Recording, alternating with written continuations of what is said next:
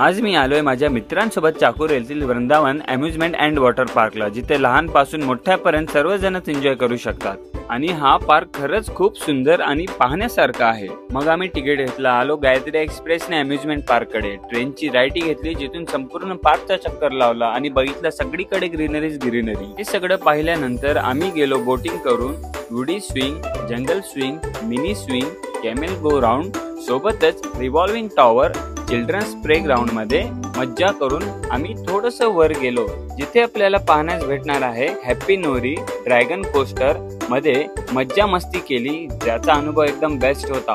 त्यानंतर आम्ही गोकार्टिंग आणि एटीव्ही बाईक चालवली, खूप मज्जा आली। ते लातूर मध्ये हे असे एकमेव ठिकाण आहे जिथे आपण सर्वच गोष्टीचा आनंद घेऊ शकणार। लहानपासून मोठ्यापर्यंत सर्वांना इथे एन्जॉय करता येणार आहे। आम्ही गेलो झिप लाईन कडे, झिप लाईन कडून खूप मस्त व्ह्यू येत होता। सेफ्टी सोबत आम्हाला तिथे एन्जॉय करता आलं आणि